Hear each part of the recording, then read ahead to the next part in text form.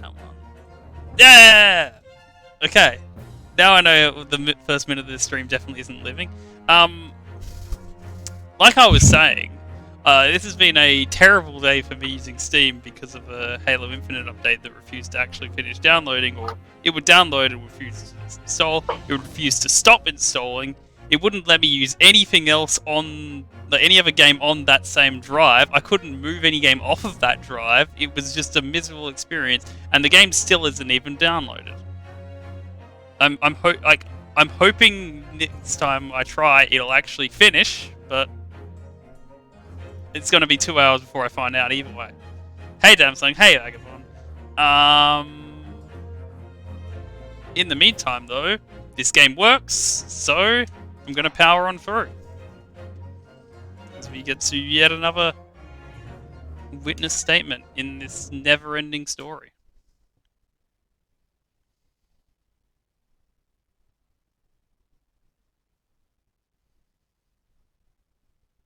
It's not even the first time I've booted this game up, so you could have showed up like 2 hours early and not seen anything and been confused. But anyway. 17th April, 12:41 PM, the Old Bailey Defendant's Antechamber. Ah, Gina. How are you holding up? I'm starting to feel quite warmly towards a frequent cold shoulders. Oh, good line. Jenny! Are you alright? Why aren't you saying anything?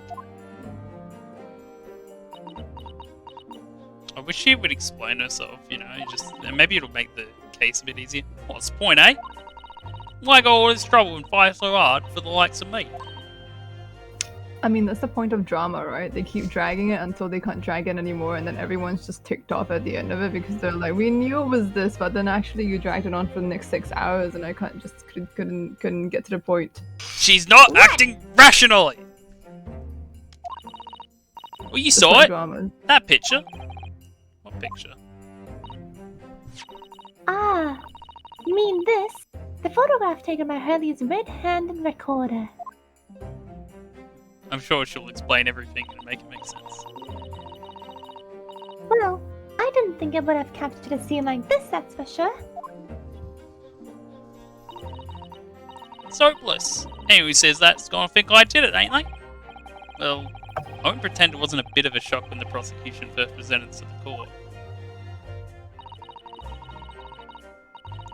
Sure, you gotta have your doubts about me now.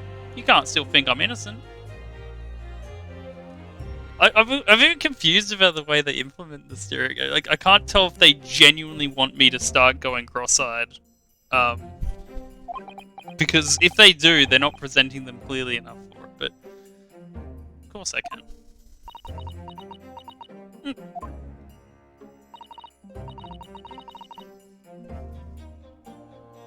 Ginny, why don't you talk to us? Tell us what really happened that night. Eh? Bruno's cleverly managed to piece together a lot of new information, but still. We'd really like to hear it from you.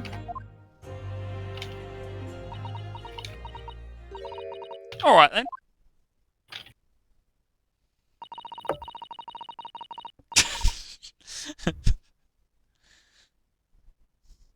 I mean, to be fair, my OBS screen is about as big as a 3DS screen, but it's just like they don't sort of give that whole look at these pictures and then do it, like, because whenever they're saying it, the pictures aren't on screen. But also I don't know if you could really do, like, I don't know, it's weird. So after we had that dinner together at your place, right, Iris? I just feel like at the end of the day, you can just tell the differences between them. Then we all had then we all had a chat up in your office, didn't we? Yes, I remember.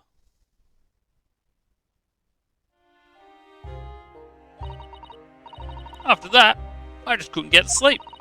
So I slipped out, went down to the street and 2 to 1 to Winniebank's place. I had to know if Iris' story was there or not. The Hound of the Baskervilles. I know what it's about, nothing. But if you ask me, there's something in that Sholmes don't like. Something what he don't want people reading. So that's why he lied to Iris about sticking it in lug with Windybank for safekeeping. At least, that's what I thought at the time. So you broke into Windybank's. I just had to know if it was there or not. I mean, I had no idea all that was going to kick off, did I? I struck the lock and snuck inside. It was dark as you light in there. So I gave the oil lamp on the counter a bit of wick, and that's when... What do you think you're doing here? Ah! That's not what his voice was, but I couldn't think at the time. I nearly died, I did. Next thing I knew. I just remember his voice being painful to do, so I was glad when he died. I grabbed the gown off the counter and was waving it in the air like I don't know what. Ah, you're the girl who... No, you're the girl who was in it. No, that's not it. You're the girl who was in here this afternoon. I didn't think pickpockets were in for armed robbery. This isn't right either, but... The Manchester. Have you got it here? Did Sholmes leave a load of papers with you? A story? I beg your pardon? The Hound of the... something or other. If it's it, I want to see it. I'm sorry, young lady, but I'd sooner die than relinquish an article belonging to one of my customers. I don't want it.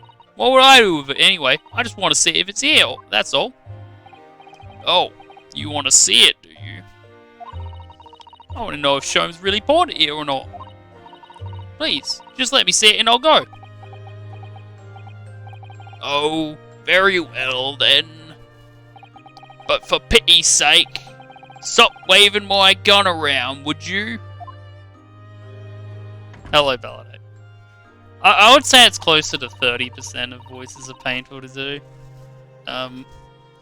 Send the old cove unlocked the storeroom door, and we both went inside. And it was there, alright. The mantelscript. Sholmes weren't lying after all.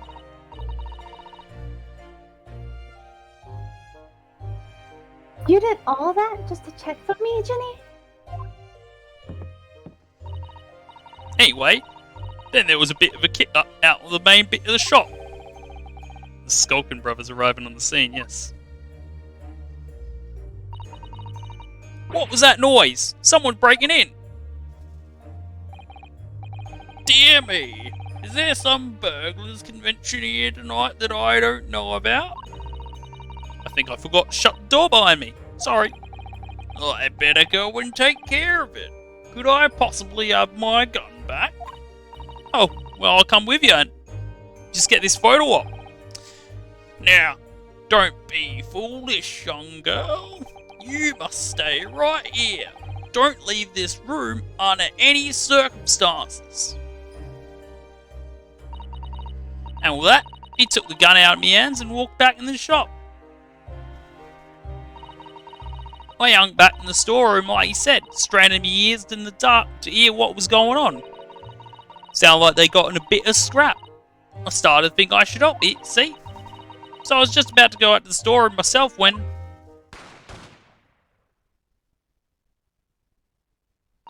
That's 2 gunshots. I heard a couple shots go off. 2, I think. Almost at the same time.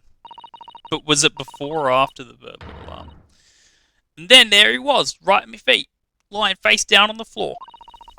I was right next to the storeroom door, so I slammed it shut and locked it quick as you like. Because you thought whoever had shot Mr. Winniebank might come for you. Yeah, so I went to grab the old cove's gun. I figured I'd put up a fight at least. But when I got a better look at him, I knew.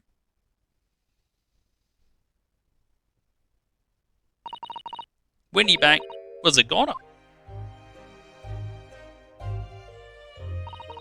I felt funny in me head all of a sudden, kind of dizzy. And after that, I don't remember nothing.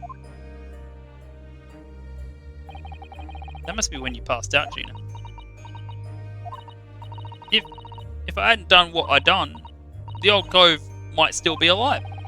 Did you tell the police everything you just told us? Of course I did. They didn't believe a word of it, did they? All they said was, if I kept telling lies, it'd make things even worse for me.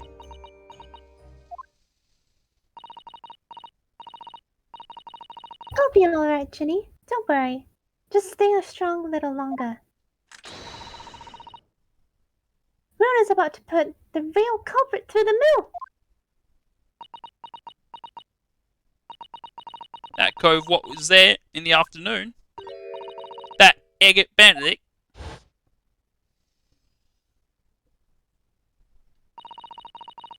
I still remember how you looked at me, like I was nothing. He was there last night. Thanks for telling us that now. We don't know his real name yet, but I'm convinced that he's involved somehow. He's involved in breakfast. Yes. I didn't know how to respond to that. Sounded condescending. Anyway. Thank you for telling me what happened, Gina. I appreciate your honesty. You what? Appreciation, Gina. Appreciation. You can leave it all in Runo's capable hands now, Gina. He's incapable, guys. He looks like my webcam froze, but I was just holding the same face for a long time. Mr. Naruto? Yes. How come you trust me? I don't get it.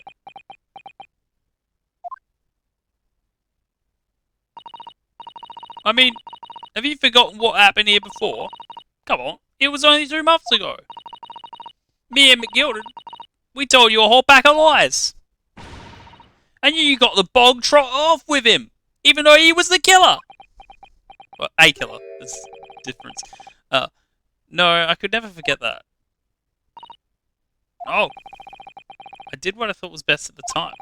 But the pain of that error of judgment doesn't get any easier to bear. Still, don't forget that I also made you a promise. I told you that I'd be on your side to the bitter end. Oh no, he's developing a British accent, no matter what. But why for mine? You could be working to get another killer off the hook, for all you know. I was once in your position, Gina. I was the accused in a trial. You were? Before I left Japan, I was accused of murder. And strange as it might sound, the circumstances of the crime were pretty damning. You know, like, if only I had a bigger audience and we could go like, oh, make the channel bet of next time, will he say accused or accused? It doesn't matter which one it should be. I was sure that no one would believe it wasn't me who'd done it. Oh, Runo. But there was one person who stood up for me, who believed in me, and was prepared to defend me. My best friend.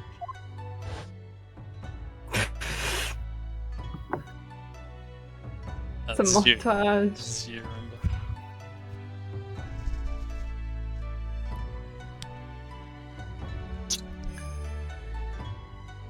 Oh, it's me, right? Yunosuke, no one believes in you more than I do.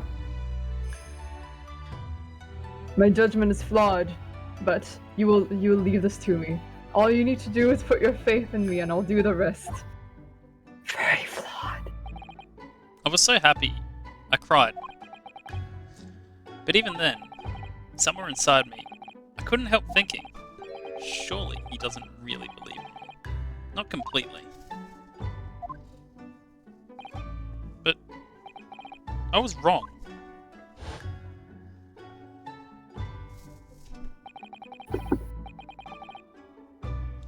As soon as my trial began, it was obvious.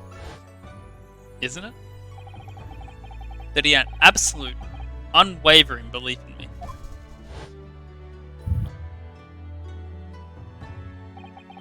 And in turn, I developed an absolute, unwavering belief in him. Because I knew he didn't do the murder. That'd be silly. Since then, I came to realize, if you want someone to believe in you, you have to believe in the other person first. What are you saying? Please explain which Ryu this is. Dead or Alive. Right. Or Ninja Gaiden. Right. I promise you, Gina, that no matter what happens, I'll keep believing you. So you don't need to worry. I won't let you down until I have to speak the prosecution's voice, because my voice is a little... I need to clear my throat, I think. I'm not ready for it.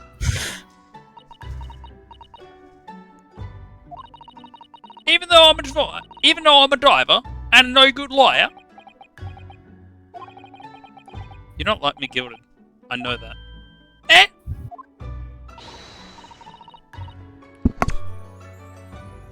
That's right. You're our friend, Ginny. Iris? We know you're better than you think. And I've come to the conclusion that you're someone we can trust. Yes. That's really all we need to know.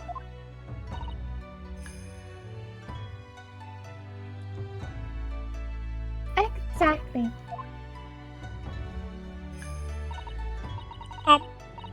Mr. Naora, I...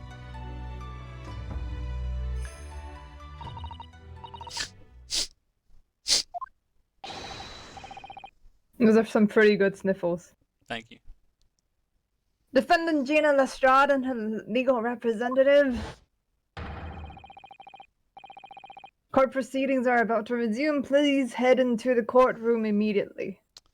That was 15 minutes. No way is this gonna be a chapter in 2 hours. I feel like they're gonna push this whole thing. It's gonna be a while. Yes, of course. Thank you.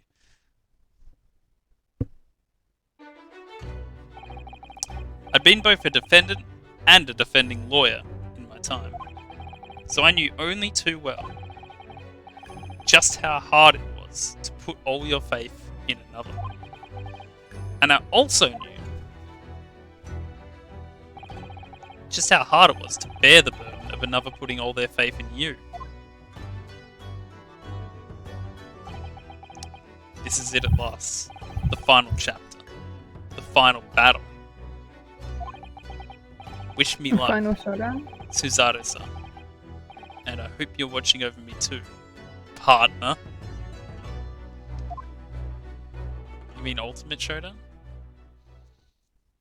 Why not both?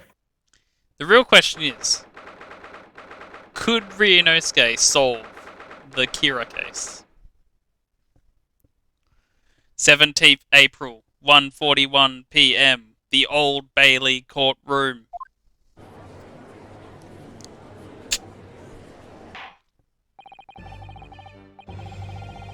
I hereby call this court to order as we resume the trial of Ms. Gina Lestrade. Lord Van Zeeks, have you successfully subpoenaed the witness? The subpoena was delivered to the communication station where the man works immediately, my lord. However, the heavy rain has delayed the arrival of his carriage, it would seem. The origami killer is out of the can. I see.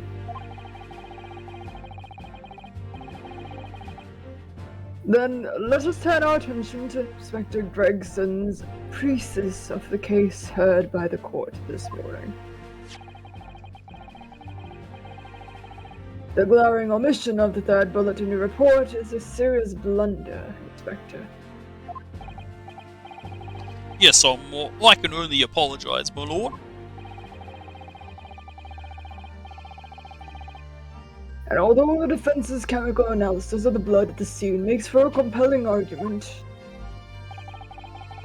I cannot permit such untried methods to be used as evidence in my courtroom.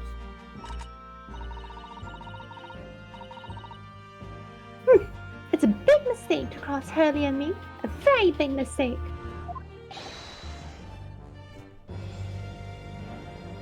My lord? The subpoenaed witness has just arrived in the building.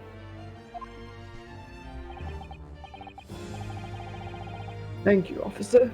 Show him to the stand without delay. Mr. Eggert Benedict. I didn't expect to be crossing paths with him again so soon, and certainly not like this. Should I go remember which one's voice was which, or alternatively don't remember because it's funny if I just swap them? Thank you for complying with the court's subpoena at such short notice, sir.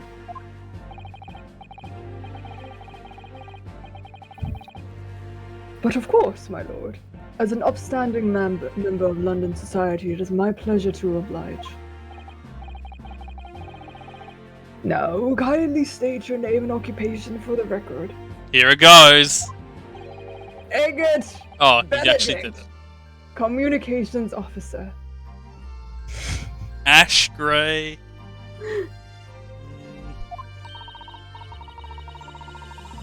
Mr. Graydon and I both work in London's central communication system.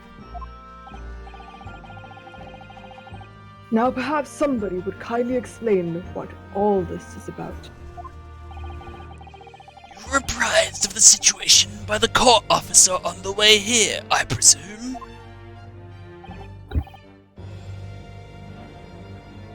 Yes, I was.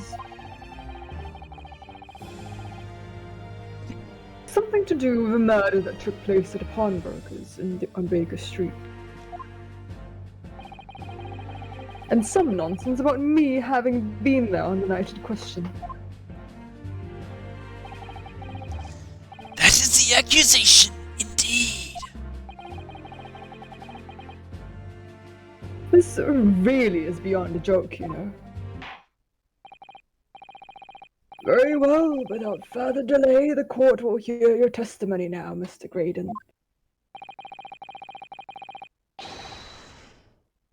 You will respond to the accusation made against you under oath. He's got the moves. Gladly, my lord, gladly. Does he have the moves like Jagger? I feel like he predates Jagger. Mm-mm. Not by much. Naturally, I have occasion to make use of pawnbrokering services from time to time.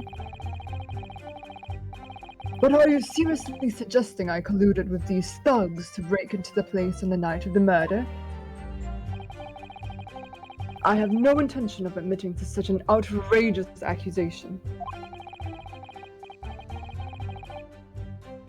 Even if certain parties here present claim that my blood was found at the scene. Some Scaramouche detective's homebrewed tincture can hardly be taken as serious evidence. Is he about to do the Fandango?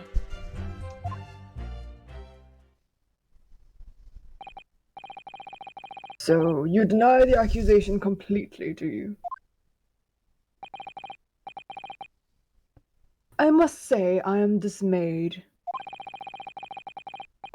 For the highest court in the land to be swayed by this self-professed detective's toy.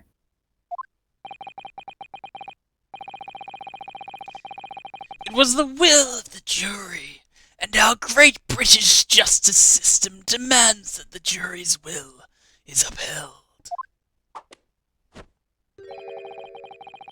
Then it would seem we have the misfortune of a most inept assembly of jurors today. I mean, not untrue. By golly! How long am I expected to be detained here? If, following the defense's cross-examination, your involvement in this matter has not been established, you will be free to leave immediately.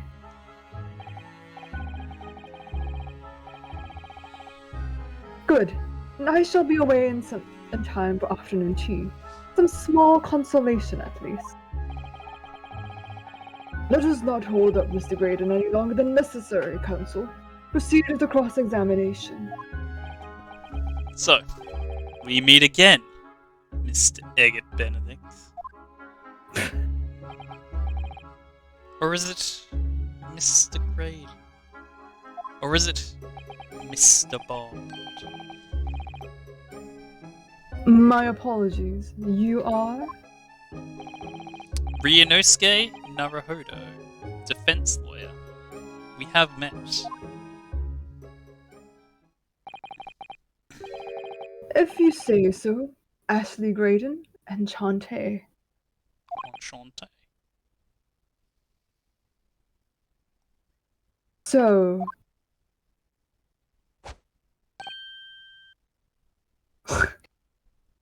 He's trying to. He's doing a Super Mario Odyssey on Ryunosuke. Ah! I trust we can conclude this quickly. But I'm not holding a flashy hat while we do.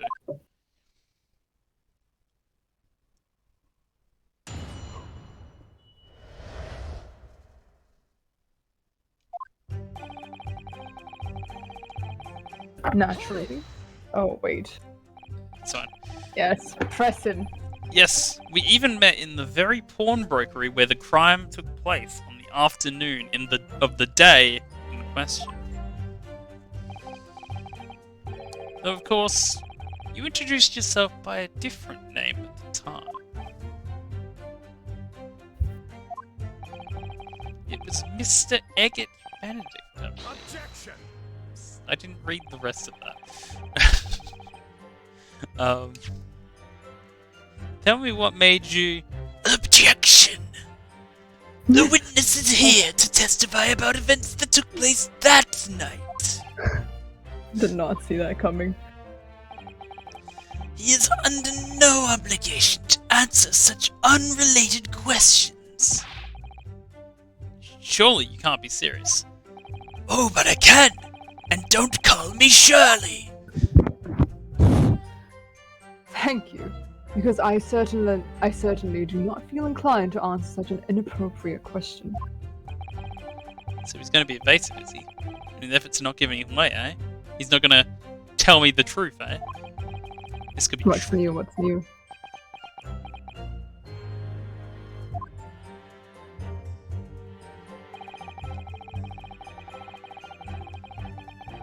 Hold it! Have you seen these two men before? This pair? No, I don't associate with criminals. Said by a man who introduced himself as Eggett Benedict.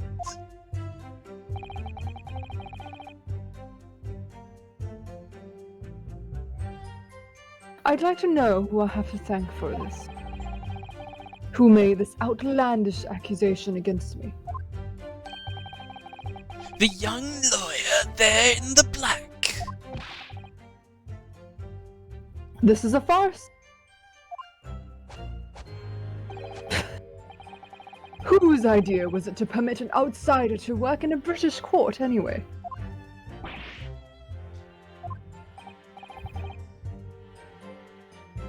Well, needless to say,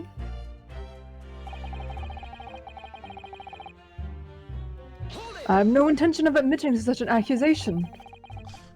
Where were you at around 1 in the morning on the night in question, sir? That is past the hour at which I would normally retire. Certainly. I was not in the company of these rapscallions. You able to prove that? The burden of proof is on you, bitch! Listen carefully, my learned Nipponese friend! For you appear to be under a gross misapprehension of on this point. What do you mean? The witness maintains he was not at the scene of the crime. He has no obligation to prove his absence. If your accusation is the witness is present at the scene, your move, bitch! You will fulfill that obligation before putting any more unreasonable questions to the witness. Oh, he shimmies. Silent victory wiggle. Thanks. He knows the daily double shimmy.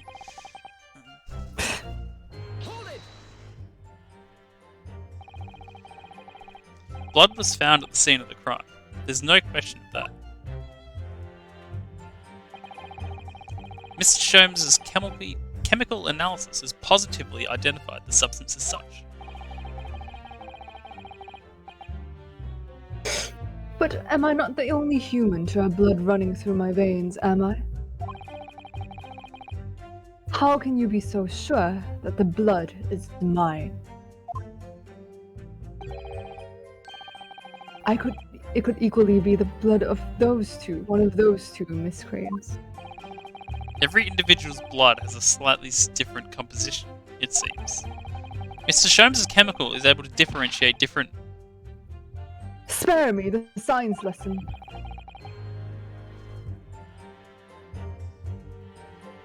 Who is this Sholmes character anyway? Oh, I assumed all Londoners would know the name. He's a renowned detective. So even you are unable to bring yourself to say, great detective. A great detective, you say? Now we're in the realm of fairy tales, are we? My man sat through an entire deduction sequence from Sholmes and doesn't remember who he is. I refuse to believe this. Excuse me. You look like you have something to say. Well, do you? What? Me? No, the Mr. Skulkin next to you. Right, I added up to here with this. How many times have I got to tell you? Yeah, yes, I know. You're not big bruv sulky. Mr. Nash Skulkin! Call on, blimey, Governor. You what? Is it not the case that when Mr. Graydon just spoke, a thought went through your mind? There's a first for everything. Would you care to share that thought with the court? Sorry, I just realized what you meant. No, it's just like, he's turned into a teacher. Are you going to share that thought with the class? Me? Thoughts? I don't know none of them. It must have been him. You what? Mr. Nash Skulkin, answer the question, please. What went through your mind when Mr. Graydon just spoke? Nothing. Honest, Gov. Nothing. I was just thinking, if he waves his arm around that like that much more, it'll open up the wound again, that's all. Oh? He knows? What wound? Where he took the bullet, of course. It was only 2 days ago. It ain't gonna be healed up yet. So I was, well, you know, I was worrying for him and... Oh, Wells Bells! Oopsie poopsie, I just did a... No, I'm not... Mr. Graydon, did you hear that? What? Don't worry. Your comrade is worried about you, it seems. On account of your injured arm, which wasn't injured 2 minutes ago. My lord.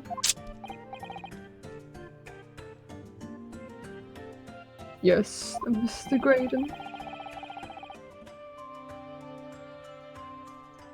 I have no idea what these two wretches are talking about.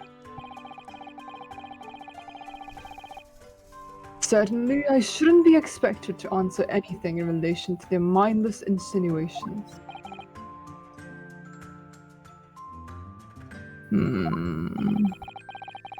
We know that someone other than the victim was hit by a bullet at the scene of the crime 2 nights ago. From the height of the bullet hole in the wall, that person was likely hit in the upper arm or thereabouts. I don't know if you can say that, but okay. Perhaps you'd allow the court official to examine your arms, sir. The left arm that you're currently clasping with your right hand, as if in pain.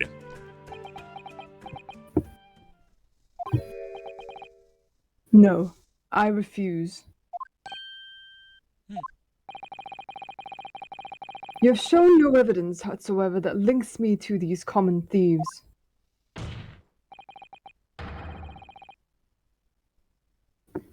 Accordingly, I am not obliged to permit any such invasion of my privacy.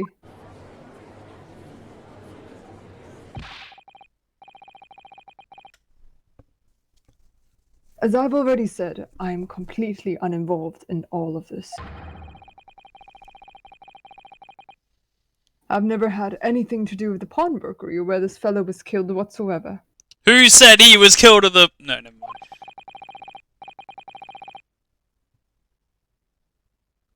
I take offense at the insinuation that I was in any way involved. You claim to have had nothing whatsoever to do with the Windy Wang's pawnbrokery. My lord. The defense would like that last statement to be added to Mr. Graydon's formal testimony. Very well, counsel. Continue with the testimony, Mr. Graydon.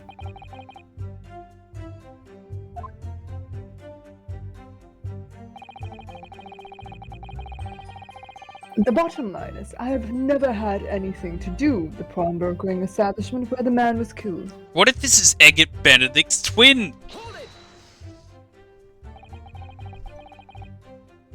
My name is Guy Incognito. Never had anything to do with it. You forget that I was there, Mr. Graydon, on the very afternoon of the incident. Obviously, I am not a complete stranger to the pawnbrokers. He admitted! I'm currently on the lookout for an armchair to furnish my study. No! You were there to redeem an article. A or the, probably. Is that right? I have no idea what you're talking about. Oh. Excuse me. Do you have something to add, Inspector? Yeah? Come again, son. You were there too, in fact, weren't you, Inspector? That afternoon. Well, yes, I do remember meeting you yourself in the pawnbrokers that afternoon. You, your young Japanese assistant, and the accused were all present as I recall. And at that time, this witness, Mr. Graydon, was trying to acquire a particular article. Oh, well, now... I'm afraid I don't remember too clearly. What? But you must! Well, I'm not gonna lie and pretend I remember something that I don't. What's going on here?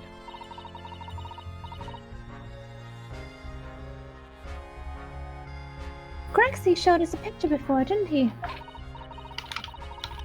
You know, cameras that Hurley installed in Winniebags. Yes, of course. Indeed. And the gentleman pictured bears a striking resemblance to the witness, I must say. Exactly. Which proves that Mr. Graydon was in the shop on the afternoon in question.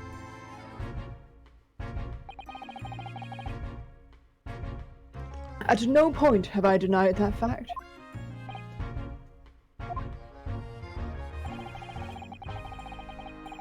I merely entered the shop to peruse the articles on sale and have a word with the broker. Nothing more. This makes no sense. I understand why Mr. Graydon might be trying to cover his tracks. But why would Gregson be trying to avoid giving testimony about what happened? That's all he's going to say on the matter, is it?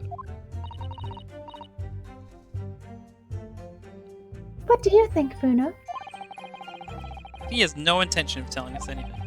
He's well aware that the less he says, the less chance he has of giving himself away.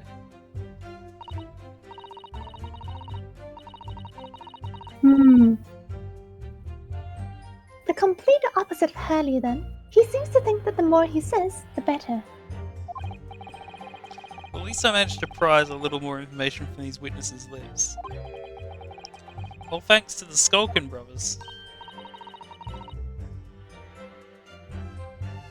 Yes, they were the key to it after all. So he says he had nothing to do with Windybugs. Well, we know that's not true. Perhaps now would be a good time to have a proper look through the court record. No! There's too much evidence now. Good idea. You never know what tiny scrap of information might become a valuable weapon. This is like chapter 5 of Ace Attorney 1 where you've got like 40 bits of evidence.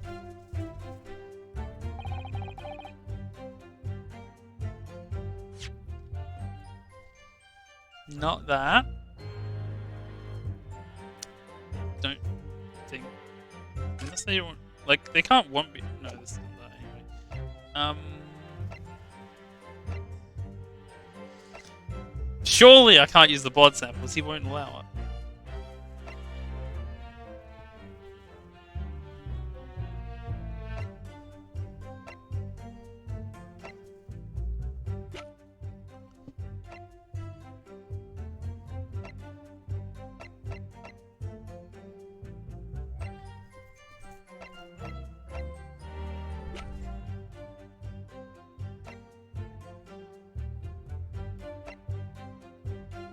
Well, I've got nothing better to use.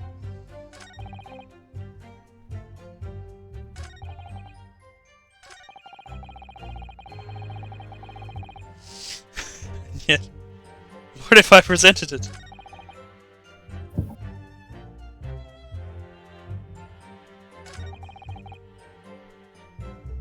Do I press this?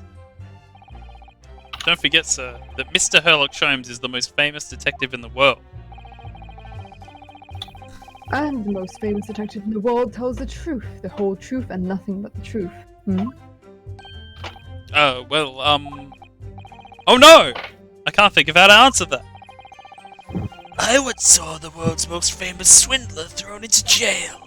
He allegedly told the truth, the whole truth, and nothing but what turned out to be a pack of lies! Ugh. Is this Quite. before or after the time of No. Ponzi? I wonder.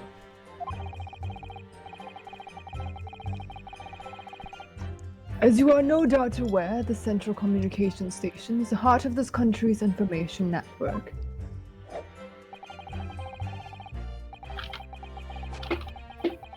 My work there is of paramount importance, and you've kept me from it long enough already.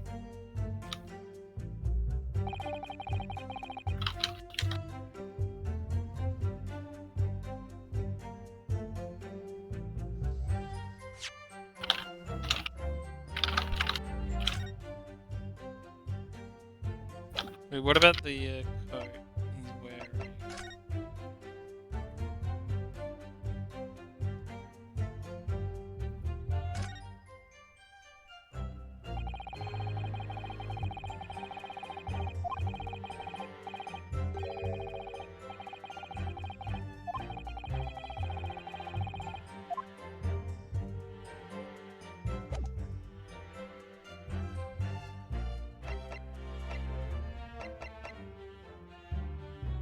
Objection!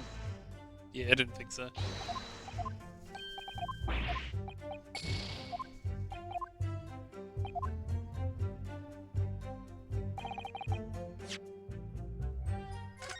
It's just do this early.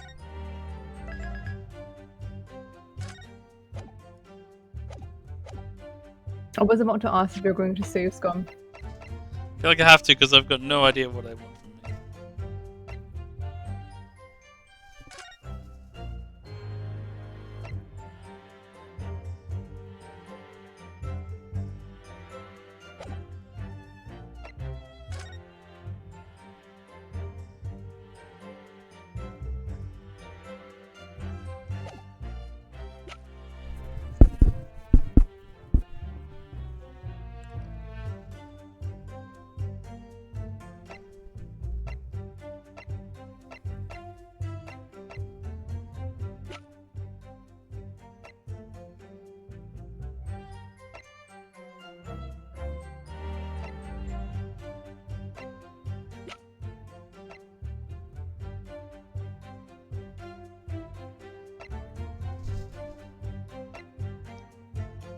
Well, I shall put it in his face anyway. Objection! Excuse me? Disagreed. We've made a very careful analysis here. And among the blood samples in this portfolio is one that matches your blood exactly. Objection! My learned friend is free to analyze the evidence in any way he sees fit, but the court is free to disregard the results. Meaning. As I have said many times already, this detective's plaything has no sway in the courtroom, and his lordship has ruled accordingly on the matter. Right. This will not do, counsel. The jury will disregard this so-called evidence. Mr. Graydon, please continue with your testimony. Definitely. How did that go? Fine. Just have to find another way of proving it.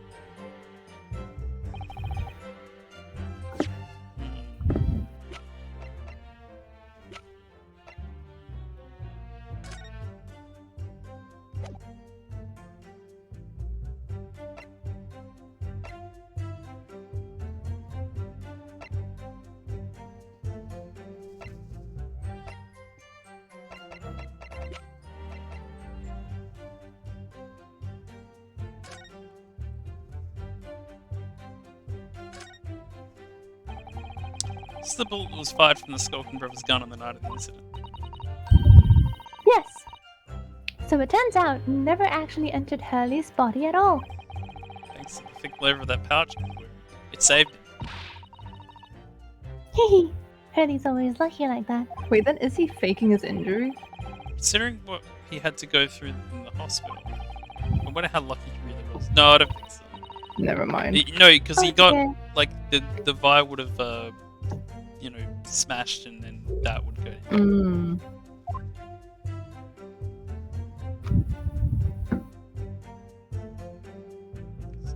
anything to use there.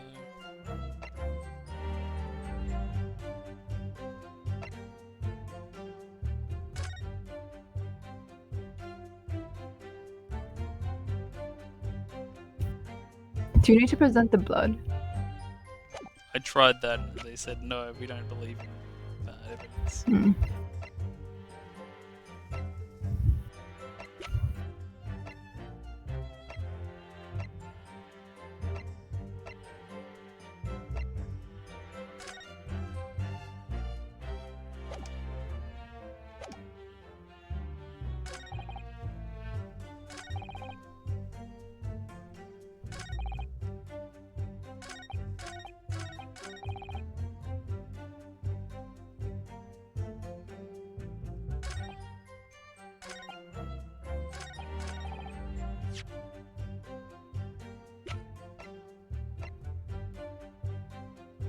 Objection! Oh, okay. Don't know how you prove that, but... Have you ever seen this disc before, Mr. Graydon? Glad I saved scum. Why? Is it supposed to mean something? This disc was until the day of his murder in pawn in Mr. Windybank's shop. It was redeemed by the defendant, Miss Gina Lestrade, that afternoon. However, somebody mysteriously appeared to try to take it from her. And that somebody was you, of course. Wasn't it, Mr. Green?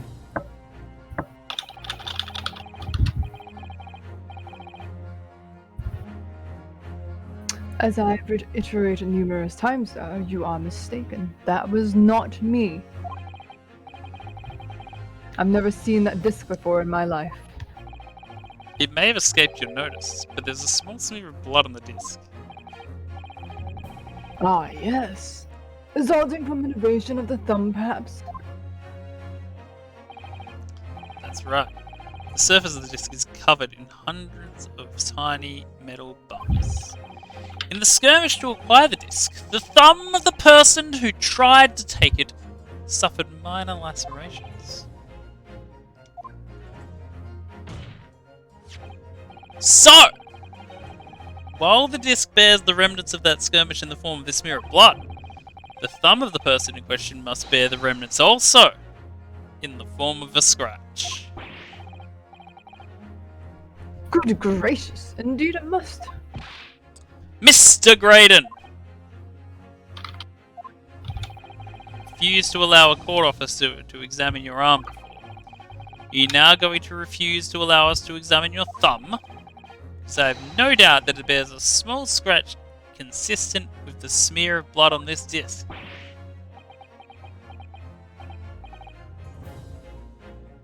Well, well.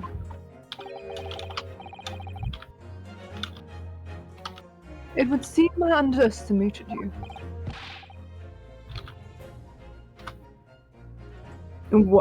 What is the meaning of this?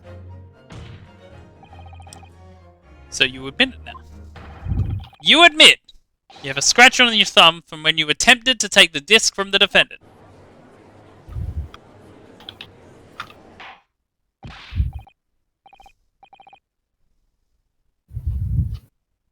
Order! Order! Well, Mr. Graydon. It would appear there has been something of a misunderstanding here.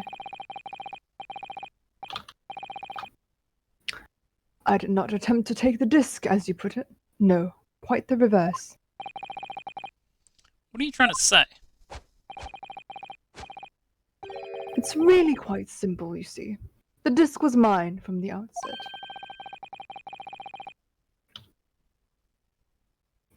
Is there some crime in taking an item that you own out of pawn? What? It would seem, Mr. Graydon, that in this piece of evidence, my learned Japanese friend has established a link between yourself and the incident. Accordingly, you will tell the court everything you know about the disc now.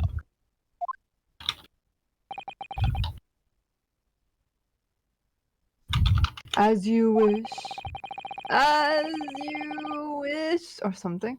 Though I'm quite sure it has nothing whatsoever to do with the pawnbroker's murder.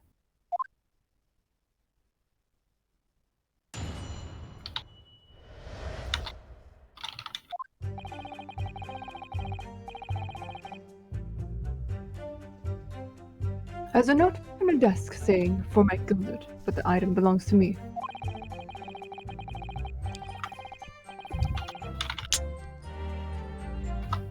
The redemption ticket was stolen from me by the accused, that filthy gutterling, on the day in question. I proceeded at once to the shop in order to explain my I proceeded at once to the shop in order to explain my situation and redeem my article. Got it.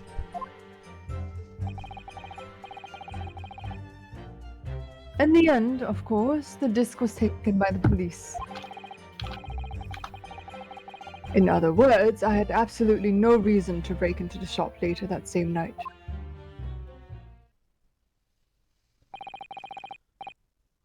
Did I hear you correctly, sir? That you had good reason to break into the shop that night? My gilded, you say, the famous London philanthropist. Pronunciation. Who perished in this very courtroom 2 months ago after being acquitted of a distinctly messy murder. Yes, my lord, the one and the same. Good lord, Mr. Graydon! Are you saying that Mr. McGilden and yourself were acquainted? Yes, that is correct.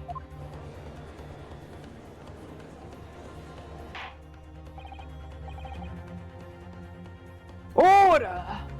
Well, I certainly didn't expect to hear that name uttered here in my courtroom again. According to what Gina told us, this disc was placed in pawn on that fateful night 2 months ago. The killer himself gave instructions to deposit it at Windybanks.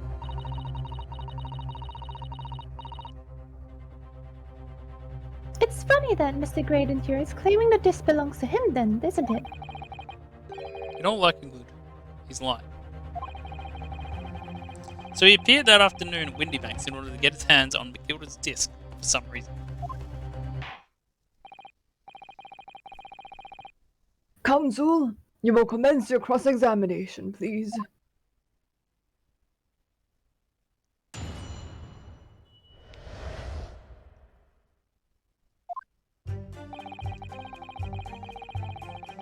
Hold it! Would you care to explain how this belongs to you?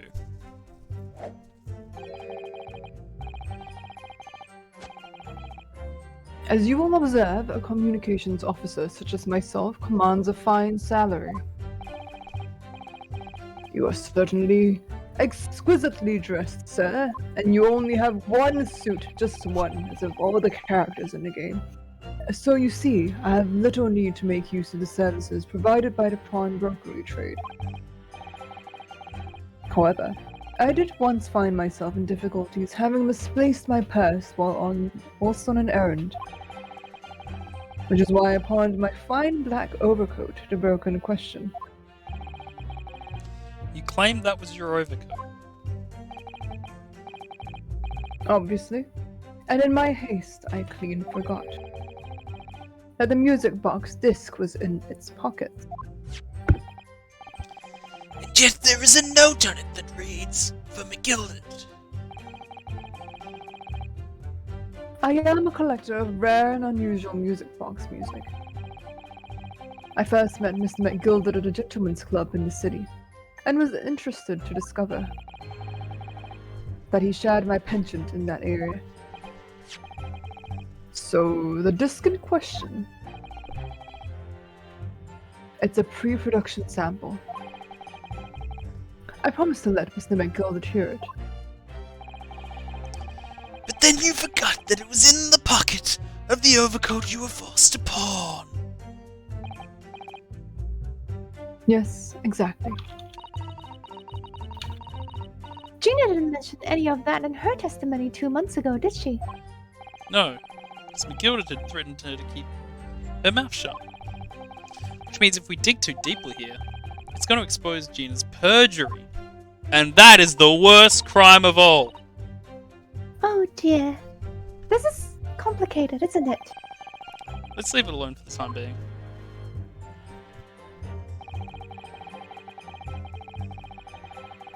Hold it! So you're saying Miss Lestrade lifted the ticket from your pocket or bag? That's right. Despite being mindful of danger and walking in Insalubrious. area. Jesus. Her kind frequent. Objection! Miss Lestrade did no such thing. Insalubrious areas are places where you sit down on the bench and you don't get your soul back. Well, of course you would take that stance, but the girl is a regular offender. You came to the pawnbrokery that day prepared with all the information you needed to identify the defendant. You were looking for him. That's what brought you to Windybanks. To get your hand zzz, on Mr. McGilded's disc. Objection! My learned ED friend is a veritable font of nonsense. He is the Windings of courtroom attorneys. Nonsense? I concur with the prosecution. Counsel, you will refrain from conjecturing in this way. Is that clear? Yes, my lord. Then I will continue my testimony for what possible use it can be.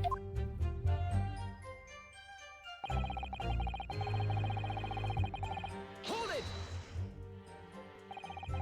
Had you ever been to Windybanks before? Only once and for the purposes of pawning something.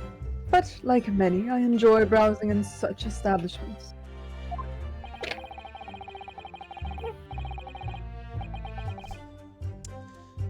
So when you noticed that the pickpocket had taken your ticket, you chased after her. Is that correct? Hey Corvo. It also doesn't end when I take a 6-month accidental break between streams. Yes, that's right. I didn't notice at first, of course, such is the art of the pick pass. Wait, just a moment. After 6 months. I swear I just heard something outside. Just a moment.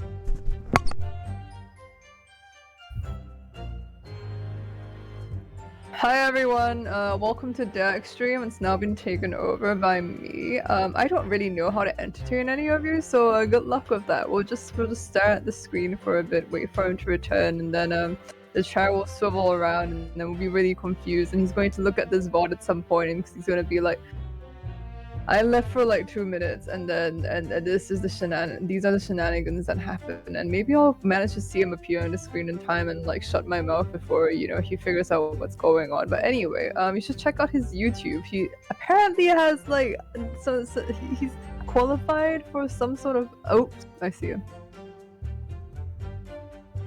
I'm wondering if I woke up an Amazon device or something by speaking too loud. I don't know. It sounded like the answering machine, but it wasn't. Alexa, I don't. bake bread. You'd have to speak much louder for it to pick up you through my headphones. It's something like Is that a challenge? "Hey Google, shut up!" No, I can't get it. Okay. But when I did, I headed to the pawnbrokery at once, in order to reclaim my coat before the thief could. I was merely trying to recover what was rightfully mine in the first place. He can say what he likes because he knows we have no evidence to contradict him on this.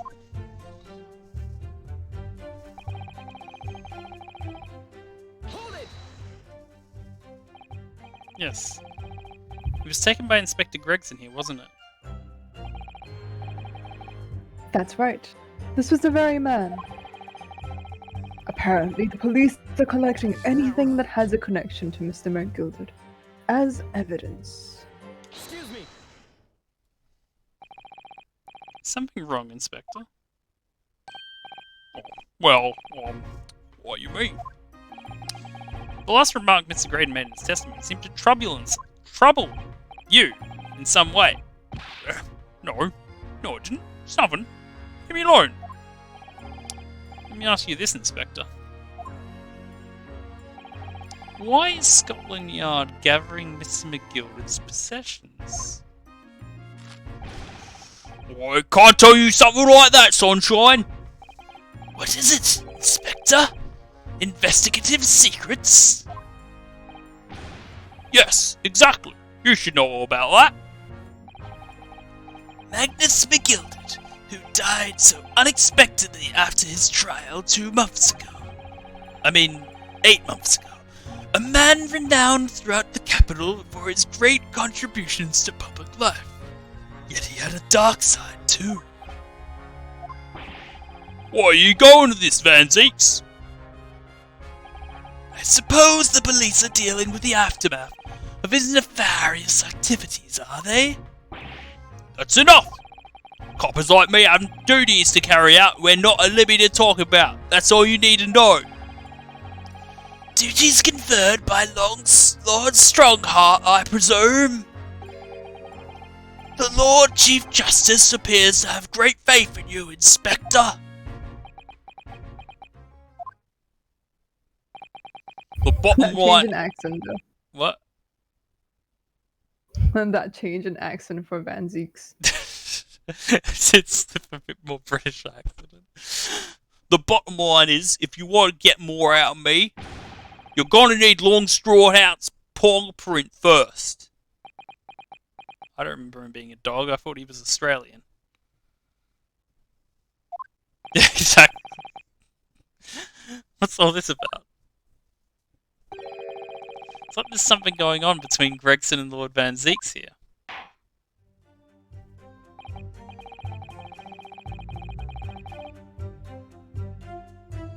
Well, it would appear that the inspector has revealed all he is at liberty to reveal. Hey, there's only one painful voice, and it's Van Zeeks. That's like 70% of your script right now, Mr. Graydon. Everyone else is fine. Just not that one, I presume. Gladly, my lord. Well, it's not painful necessarily. It's just when I do it too much, it kind of wears me out. Yeah, I would imagine. Hold it! Or if I put too much into it to commit to it. But perhaps you'd seen something of value among the forfeited items. No, not at all. Oh, That's for anticlimactic response. A valuer was brought in by the police to assess everything in the shop. Without exception, every article on the shelves was common or garden, brick a brack. in that case, it's clear. You broke into the shop later that day in order to recover Mr. McGilda's disc!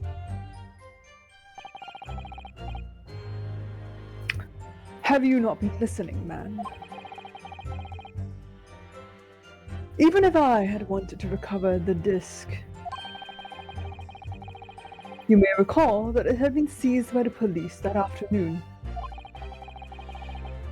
It was no more in the shop that night than as I keep saying, I simply had no reason to break in. Press X to doubt. I mean, no, that'll just show me what he said.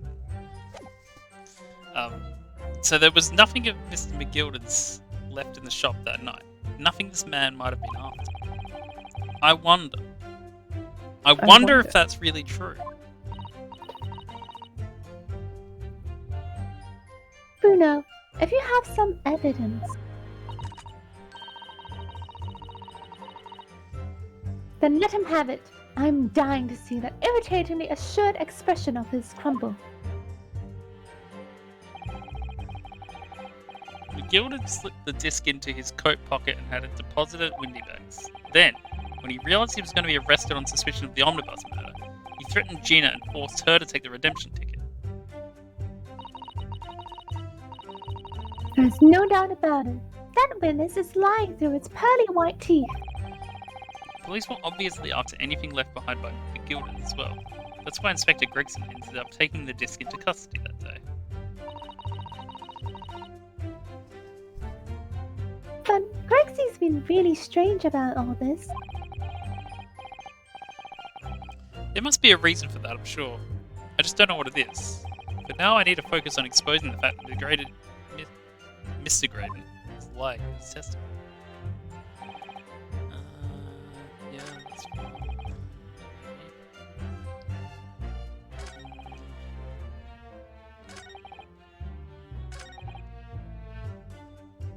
There's something wrong with this.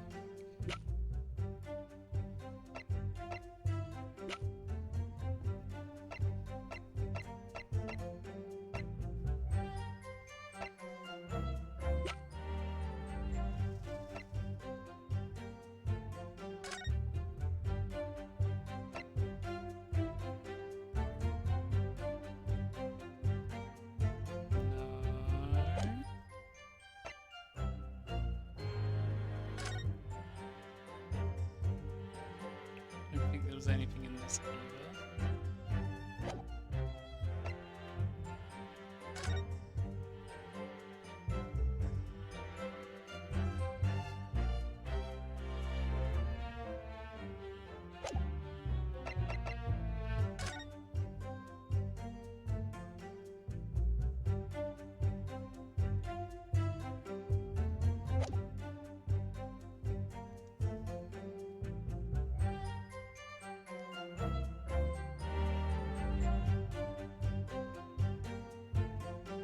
Wait, what was this one? Is that the manuscript?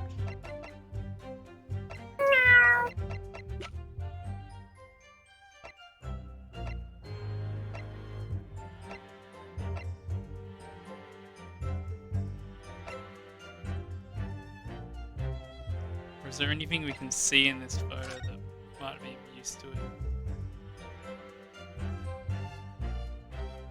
I can see the cat. But is that the right one?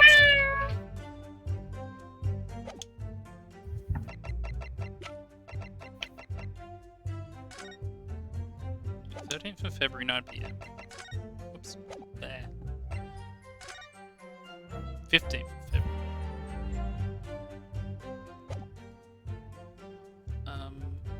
Probably wrong, so let's save.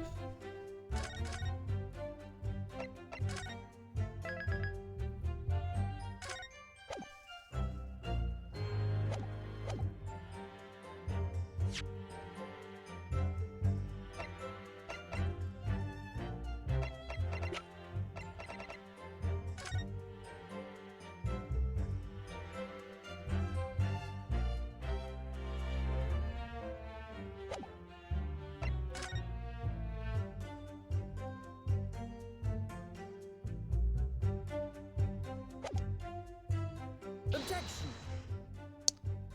I am wrong. Oh. Me when the music doesn't stop. The music stopped though. Maybe I'm hearing things. That means you're not hearing things. Objection. Okay, what's this? Nah. This disc was deposited at Windybanks on Magnus McGilden's instructions. You knew that, and you went there with the intention of obtaining it for yourself. Objection. Conjecture again. In any case, the disc was taken into custody by the police that afternoon. The witness had no reason to visit the pawnbroker again that night. Sorry, my learned friend. That's not true. Oh, he feeling slick for saying that. What? Mr. You McGilden's can had... tell he really wanted to say that for the longest time. He's waiting for the moment to show him up. McGilden had another article in the pawn at Windybanks. As this second pawnbroker's ticket proves. Ah! There were 2 articles belonging to Mr. McGilden in Windybanks pawnbrokery, and the reason you broke into the shop that night was to recover the second one. Together with your 2 accomplices, the Skulkin brothers.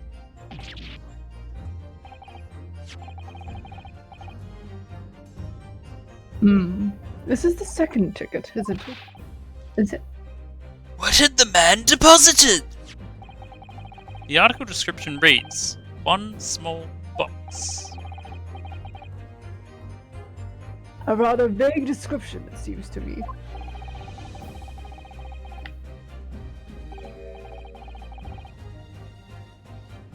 Are you suggesting that I broke into the pawnbrokery with these clowns in order to steal some trinket box?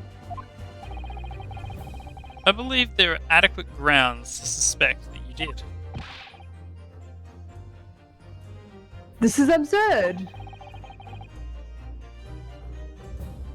Why on earth would I do such a thing?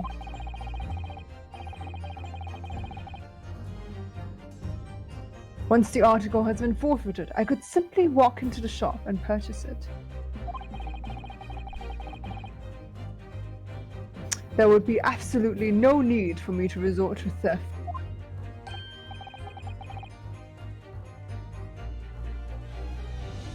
That's a good point.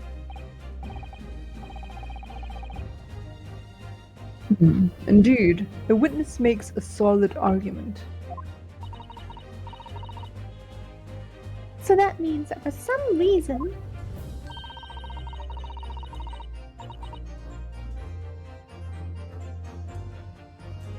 this Graydon fellow needed the small box that very night. Objection. Does it?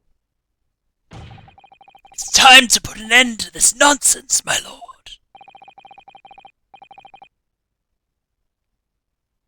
Could you be a little less cryptic, Lord Van Zeeks? I do hate to ruin my learned friend's argument, but the truth is quite incontrovertible. On the night in question, no small box was taken from Windybank's pawnbrokery. And rest assured, the prosecution can prove it. What? Good gracious! Inspector, show the photographic prints to the court, if you please. Yes, sir. What prints? Princes who adore you? These prints were taken from the detective's security cameras. Ah! Hurley's red-handed recorders again. As previously explained, using this plan of the shop layouts. The victim's establishment was furnished with automatic cameras in 2 locations. One was set to capture the counter, where Mr. Windybank received his customers.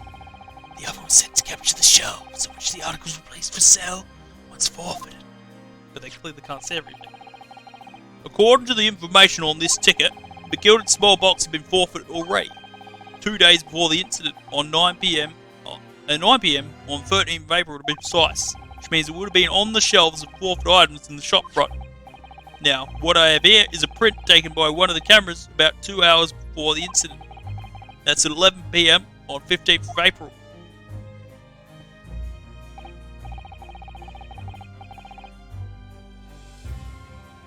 The victim certainly had a very full shop, it would appear. I can see about 10 boxes, but sure. And then here we have another print.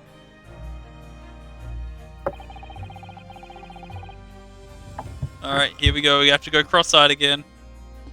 This one was taken about 2 hours after the incident.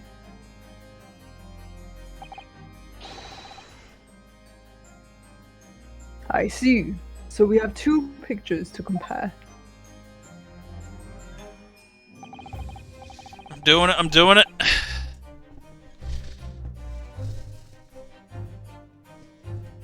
Though I must say that packing them side by side leaves me cold.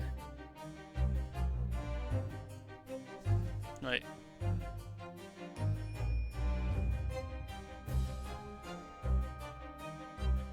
No, I can't see anything clearly when I'm... It's a lost cause.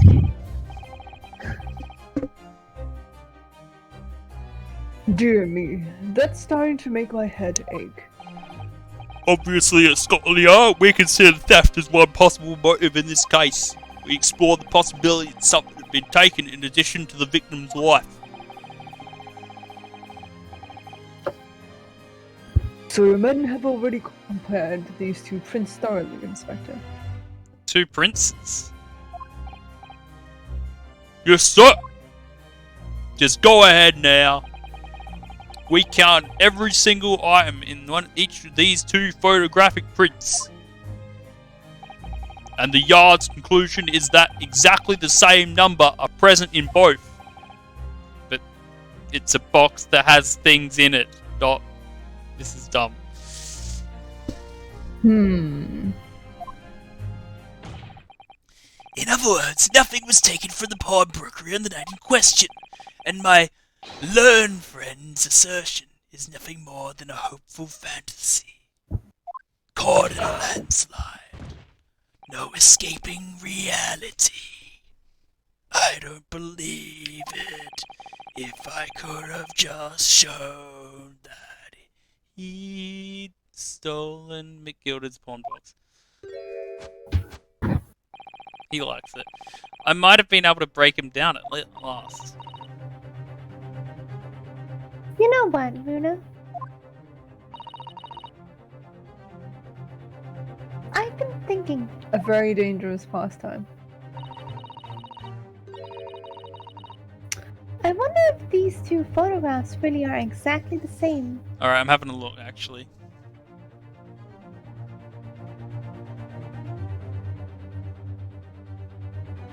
I can see the box on the right has moved. So that's it, I guess. What?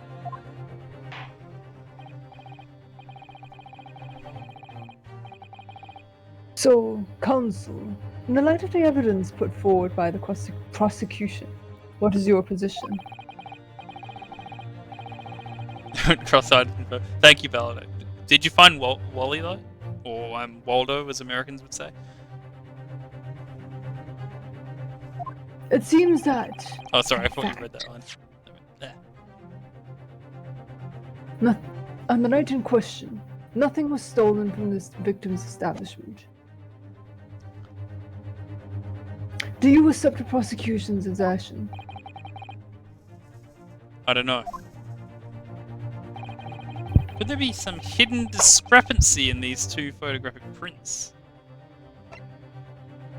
I assume use is going to be like use the pic, but I'm going to be honest, I can see it. I wasn't sure at first, but there's a clear discrepancy between these two prints. What? You must identify the location in question for the court, counsel. Serial murderer Waldo. It's just one step ahead. If he's a serial murderer, what's Oddlaw then? Is he good then?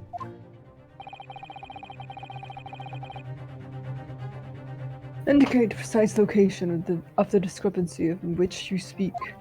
And the dog! Take that! Granted, these two prints are almost identical. However, there's one minor discrepancy between them. What? When you view the two prints stereoscopically, which I of course did,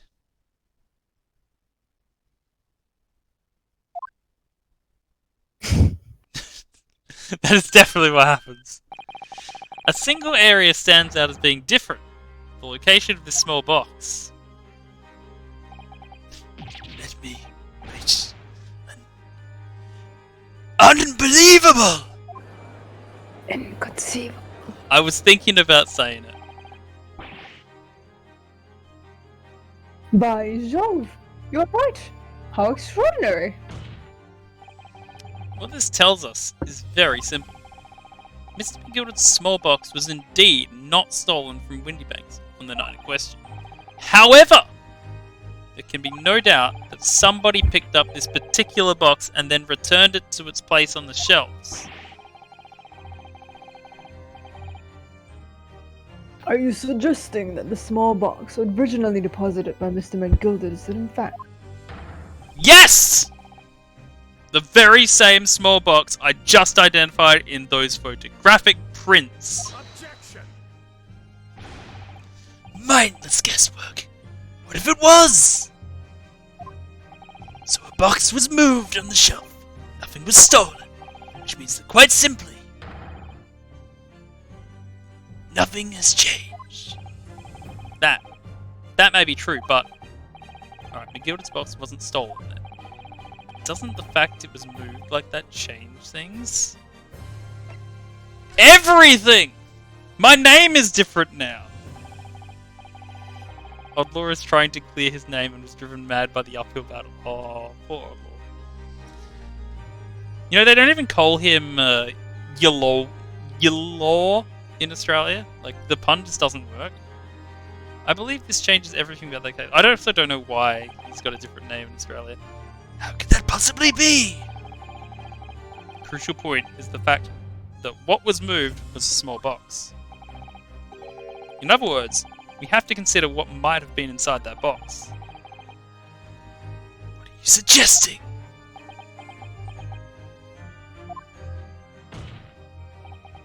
I'm suggesting that we need to examine that box as soon as possible. A vital piece of evidence is sitting on the shelves at Windybanks as we speak. Objection! That would be necessary. Some little box belonging to a man who died 2 months ago can't possibly be relevant to this trial. Why so mad?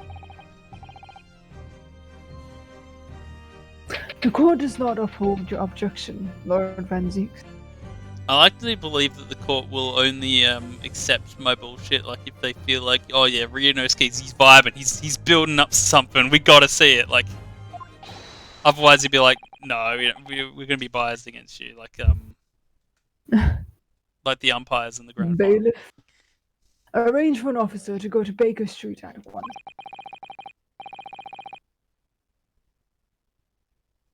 Open the small box in question and bring it back here for further examination.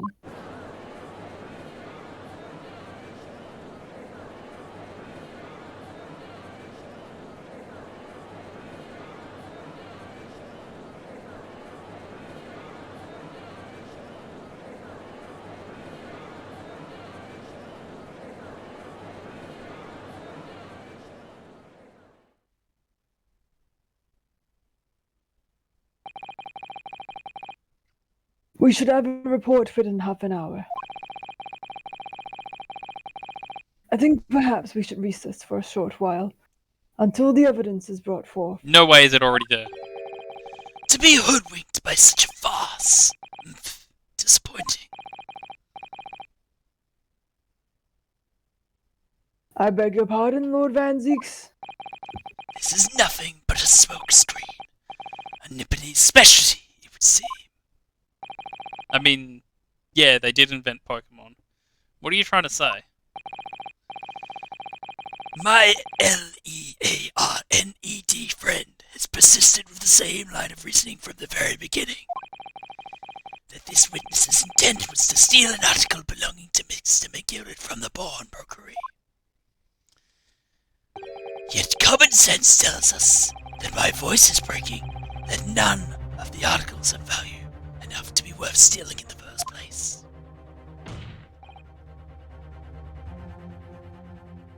Exactly. Eggs Benedict. It would be beyond absurd to break into a place for the purpose of stealing such commonplace property.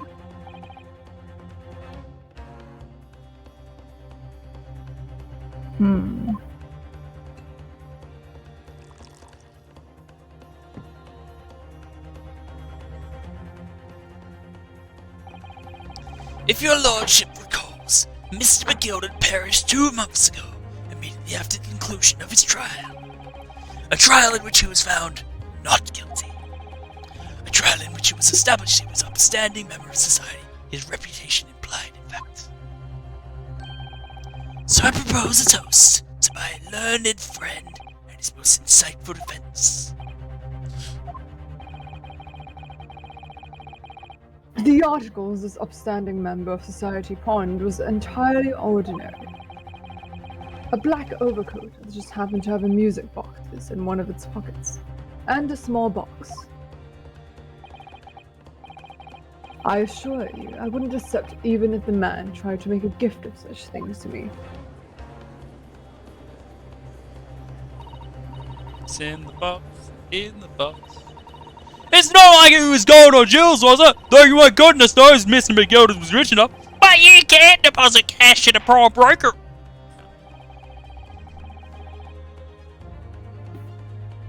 The prosecution's argument is undeniably compelling. It is incumbent on the defense now to bolster its argument. To explain what possible significance these commonplace articles borne by this fine citizen could have.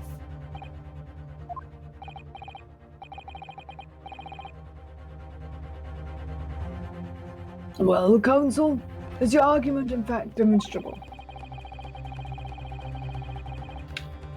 Are you able to show proof that the disc or the box are in some tangible way related to this case? Well,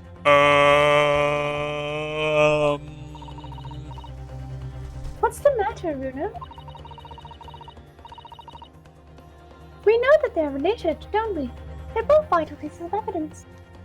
I really wish just once before asking the wine at the candles he asked, what is a man? A miserable pile of secrets? But enough talk!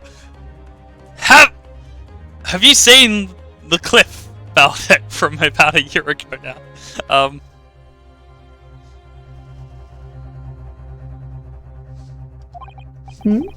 Do you not remember the clip when I said, "But enough talk! How much?" Yes, of course. You and I both know that. We know Mr. McGilded's true character, and we know the disc is significant, even if we don't know why. If you look up like clips from a year ago, it should be the first Ace Attorney one that shows up. But if we explain all that to the court at this point, we'll have to acknowledge that McGilded's acquittal 2 months ago was a mistake. The defense's argument was flawed, based on false evidence. Oh no! And that would mean admitting that Gina committed perjury, which no one has done today in this courtroom. But Jenny! Could it be that Van Zeeks knows? Is that why he's doing this now? Because he anticipated everything. And maybe.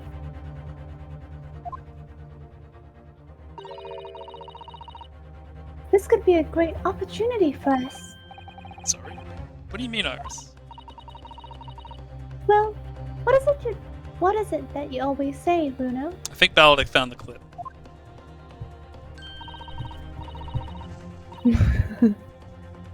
Sooner or later, the truth comes out.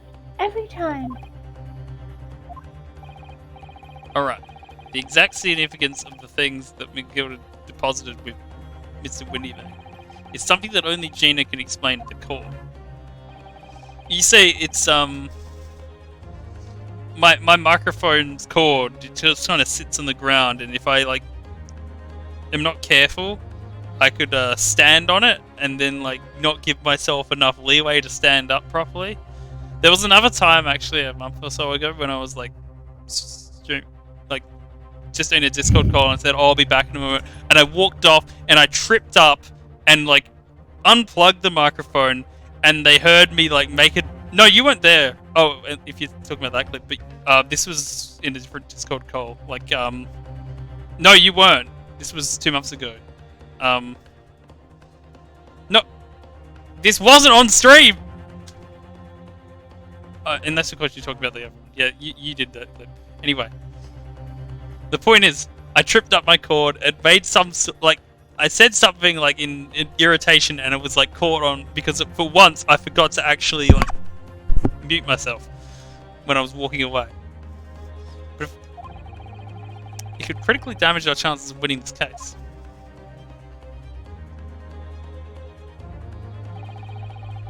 What's the right thing to do here? I don't know actually.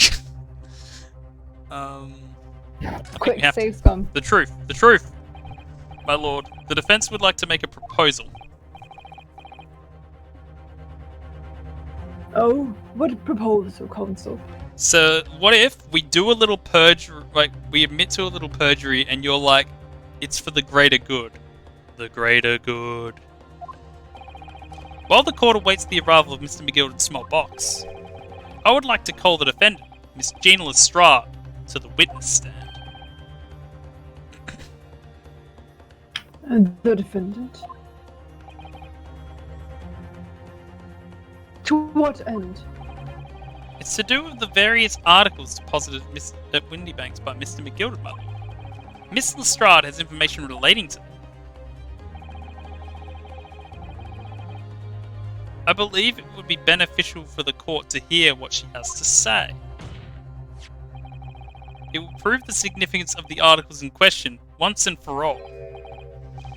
Well, well, things are becoming interesting.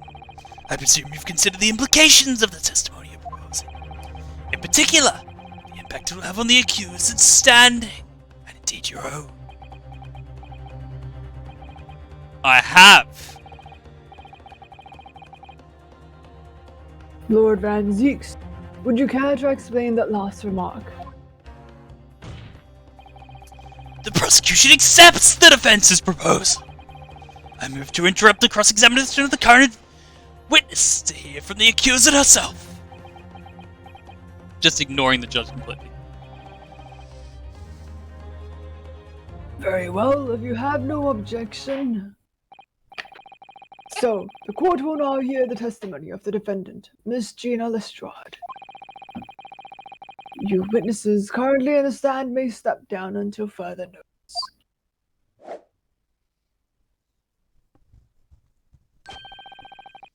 He doesn't have a hat now, he can't do that. Then I shall bid you good day. Wait! You, sir, shall remain in the stand while Miss Lestrade testifies. Because you're gonna be like, when she says a thing. Alright then. You wish. Gina, it's time. I know this will be hard, but please, put your faith in me.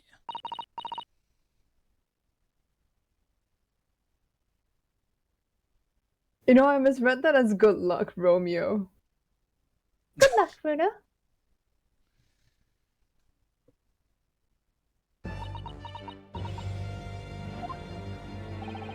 The articles that Mr. McGilded had deposited in Windybank's pawnbrokery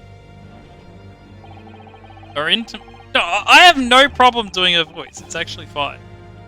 Are intimately related to the Omnibus case, the trial of which was heard in the courtroom 2 months ago.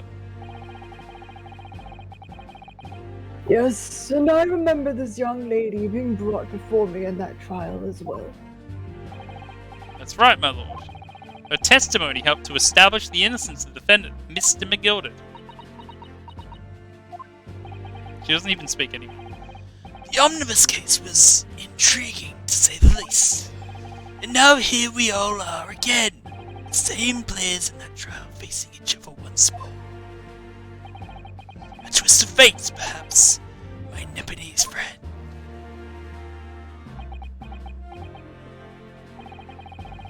Allow me to recap the events of 2 months ago. An old brickmaker was stabbed to death in an omnibus running along London's winter streets. Apart from the victim, there was only one other person in the carriage, Mr. McGilded. Naturally, he was the prime suspect for the murder. Also, he did it. But as the trial progressed, another possibility emerged, that the murder in fact took place above the defendant's head on the roof deck, with the body then being dropped through the skylight into the carriage below. It was Miss Lestrade whose testimony brought that possibility to light. At the time of the incident, Miss Lestrade was concealed under a seat in the carriage, hoping to pick the pockets of unsuspecting passengers. Then, immediately after the trial, having been acquitted of the murder, Mr. McGilded died in this very courtroom in the most extraordinary of circumstances. A mystery that remains unsolved even now, 2 months on. I did it, by the way. As indeed does the omnibus murder himself.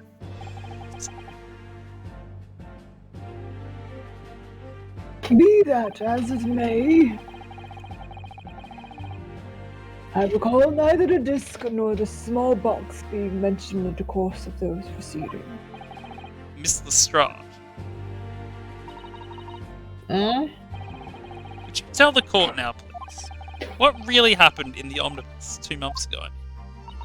Yeah, what, mate? I know what you mean. I always say all what I know. And what about everything you told us yesterday from inside your prison cell? Please, Miss Lestrade, this is extremely important. But Remember, little girl, if it transpires that you willfully withheld information in the trial 2 months ago, the Home Office will seek to prosecute you for perjury. If I find out you skipped class, your ass is mine. That's right. I think words I would never say. it's reminding me a lot of a Simpsons episode. And naturally, you will lose all credibility as a witness. Although, let's face facts, you have little credibility to lose. Ginny, don't listen to him. Please, you have to trust Runa now. Oh, also, this coming from the guy whose witnesses lied multiple times and he just, like, went along with it. Iris? We're on your side. The left. Or right, depending on which side of the court you're on. Alright then. I'll talk. It's the right choice, Gina. No, it's the left choice. It would seem that my learned friend is hell-bent on bringing the entire courtroom down about his ears. So be it. I must confess that I'm struggling to understand what on earth is happening over here. However, it would appear that Mr. McGilded's pawned articles in that extraordinary case of the omnibus harbor secrets of which we have hitherto unaware.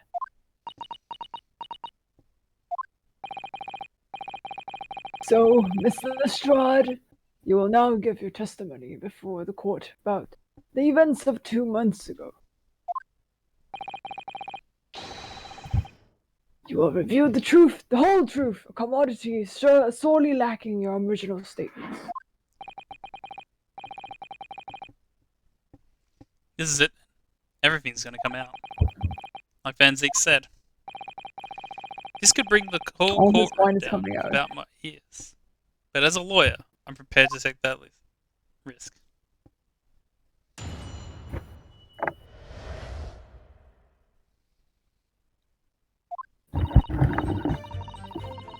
Truth is, that brickmaker co was in the cabin of the omnibus the whole time. When the Irishman dragged me out from under the seat, I saw that disc on the floor. All of a sudden, I heard a scream from over me head, and that pair on the roof went off to call the slots. That's Cockney sang for cops, by the way. That's when McGilden slipped through the driver some tin to do a run to the pawn shop about. He threatened me not to snitch, not to say nothing to no one about what I'd seen or heard.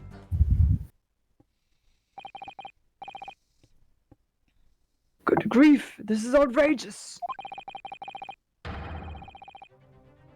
What you've just told the court bears almost no resemblance to your testimony 2 months ago. As you say, my lord. Then there's every chance. I may have abdicated an error of McGilded's trial. Oh no! Because of that, McGilded got to go home free. Wait a minute.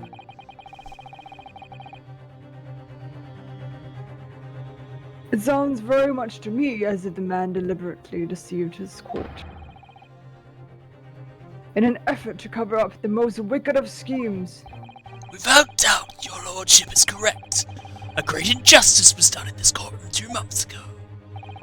The actions of the accused in that trial, of this witness and of my accused friend, are entirely inexcusable. I don't believe it! The whole trial was a farce, it was all like that McGilded fellow's rotten to the core just like the pickpocket. Don't forget the lawyer from the east, they were all in on it together. You're on the lot here, Mr. Narrowwater. The lawyer there, he didn't know nothing about it. Humbug! I don't think so. Are we really expected to believe that? You really stitched Chevron up, didn't he? What an operation to get the man off scot-free.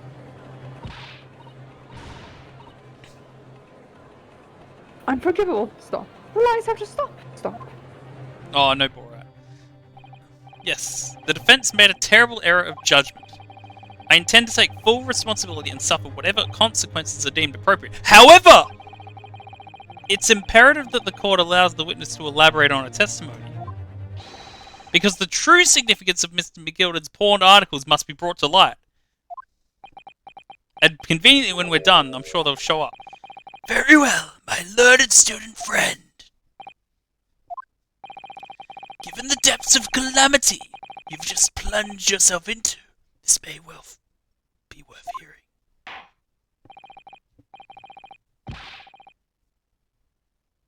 Words fail me. The situation is utterly deplorable. Mr. Naruhodo, Yes, my lord. I will decide upon your fate following the conclusion of this trial. Of course, my lord. Blimey. Mr. Narrowwater, Mr. Bob Narrowwater.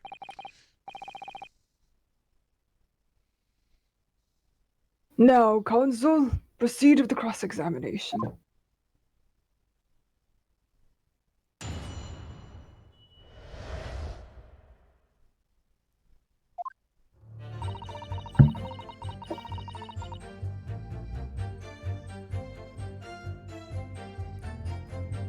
Hold it!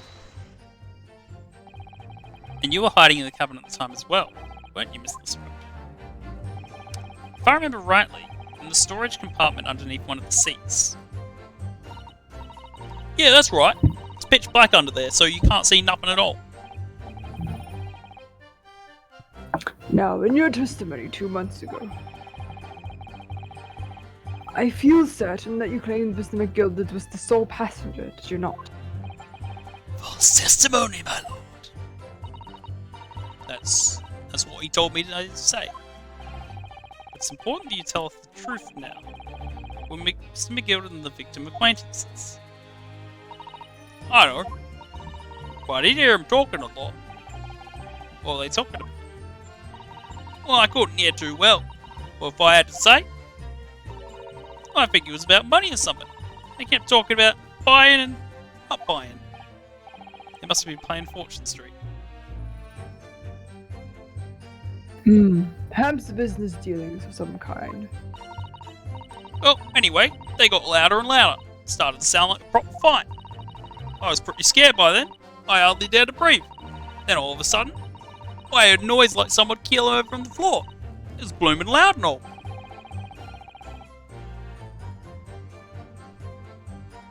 And I believe you let out an involuntary scream. Yeah, that's what gave me away.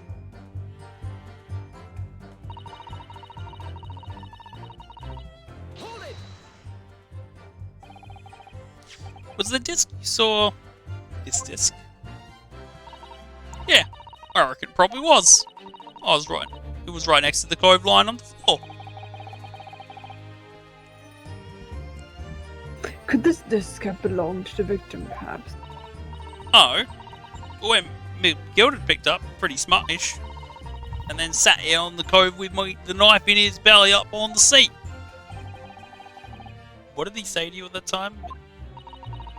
He told me not to say a word about what I'd seen or heard at no one. About the disc and all. I was dead scared.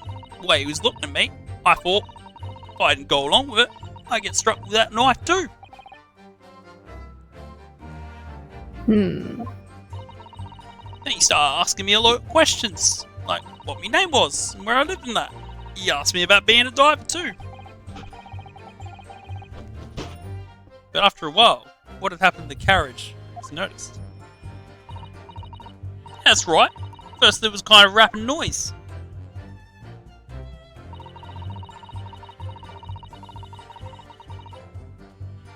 Hold it! There were two gentlemen occupying the seats of the roof deck, I believe. That's right. They must have looked down through the skylight and noticed the cove with his knife in his guts. When they screamed, the driver put up the horses and McGilded got me out of sight.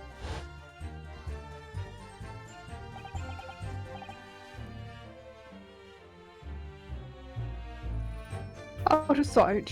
Where? I don't have object permanence. Back under the seat where I started off. Once the carriage was all came to an halt, the two coves from the roof ran off to fetch the slops. They immediately left to fetch the police. It would appear if they were entirely unrelated to the incident.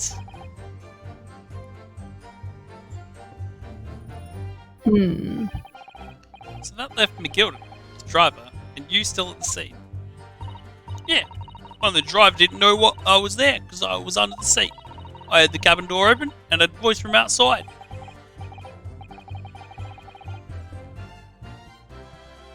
The driver, yes. He also testified at the trial, I believe.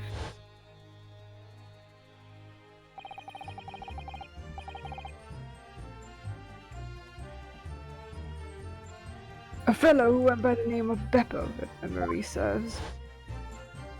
I do not remember him. What did Neither do I. McGilded and the driver say to each other? I don't know what happened, and stuff like that. I mean, no, I can't do it. Like that, mainly.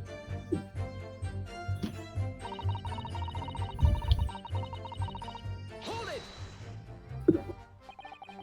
The pawn shop obviously being Windy Banks on Baker Street. Just a moment, Counsel. Yeah, I'm always watching the clock, it's fine. I feel like at the end of this there'll be a break. Do you mean to tell me that the driver gave false testimony in the trial as well? Perhaps the excursion to the pawnbroker slipped his mind when he was in the stand.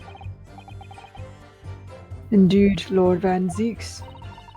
McGilded took off his coat and gave it to the driver. He folded up, all careful like, before I handed it over. When I saw him do that, I remember thinking, that coat and what's in it is going to be worth a few bob. Yes, Gina was sure the disc must be worth more than Mr. Windybank was suggesting, wasn't she? I remember her quibbling with him over the price that afternoon in the pawnbrokery. Driver looked pretty happy when McGill flashed some brass in his face. He went running off at lick. Then the bog trotter called to me and told me to come out from the drag's cabin.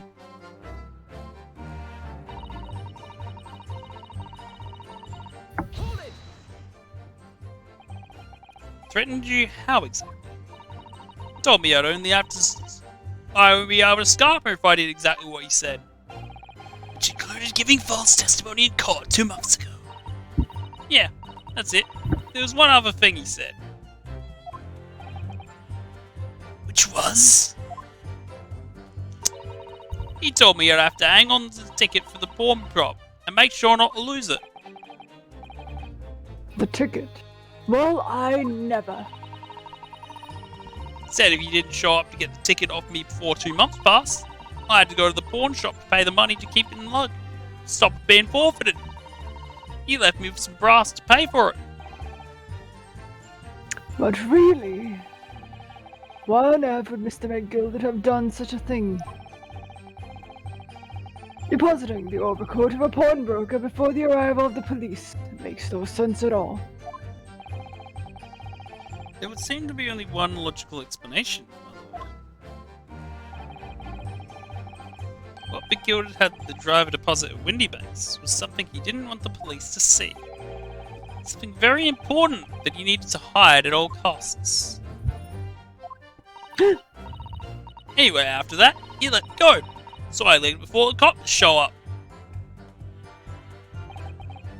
Well done, Gina. It can't have been easy to tell the truth like that. Ginny's really put her faith in you, Runa. Yes, and to thank her, she'll have to face a charge of perjury once this trial's over. So we need to use the time we have now to get as much information out of her as possible. It's time to really go for it. Press her on every statement. I just did! I suppose I should. Oh, and another thing. What's that? Take a look at those two. Isn't it strange that they've been whispering to each other the entire time? Yes, that is strange. It looks like they're having a secret discussion about something. I'm not sure I'm completely comfortable with that. I wonder if there's anything I can do about it.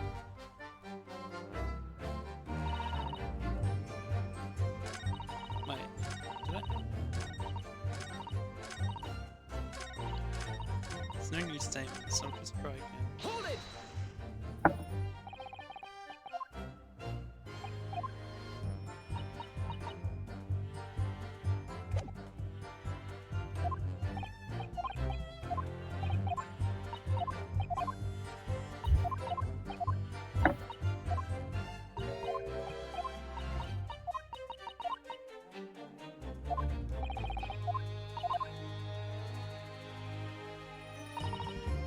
Hold it!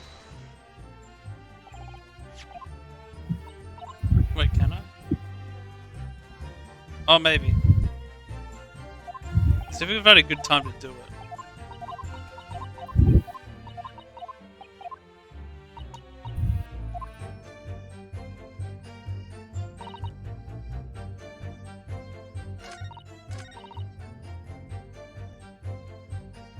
Hold it! Man, this isn't even him, actually. Excuse me.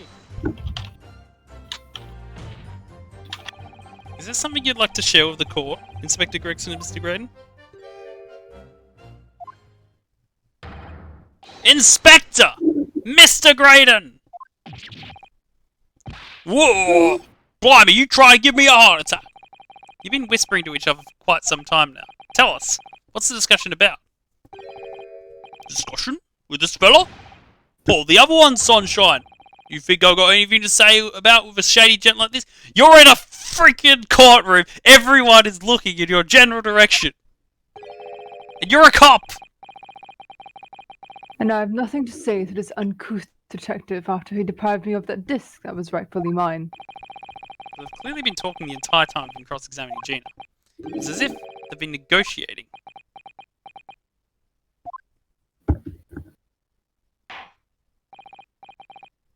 Thank you, Miss Lestrade. Thank you, Consul. I have heard enough. I believe we now have a reasonable understanding of what actually transpired on the omnibus.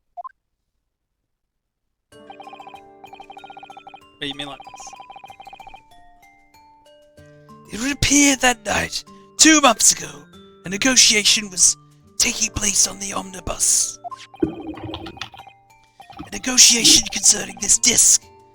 However, matters did not run smoothly. When the parties involved began to quarrel over price, McGilden took what he wanted by force. You know how like sometimes you like hear people roboting voice chat? I feel like I'm hearing myself robot. At the expense of the other man's life. Which proves my point. The disc is clearly extremely valuable in some way. Although I don't understand why as yet.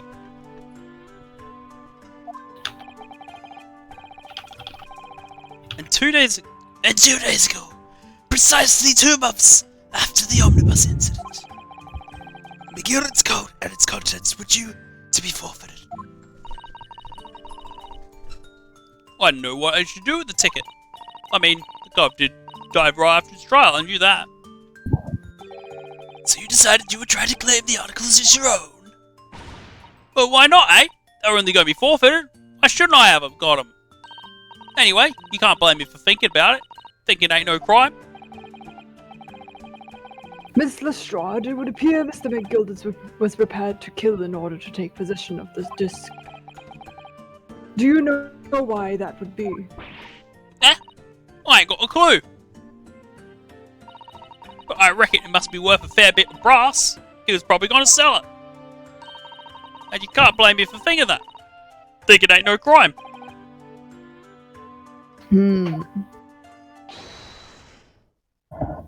My lord! Oh yeah, it would be the bailiff. The evidence your lordship requested has been located and is ready for the court's inspection, sir. Say the line, game. The mysterious little box, deposited by McGilden 2 months ago. There's no doubt in my mind that it's a key piece in this far-reaching puzzle.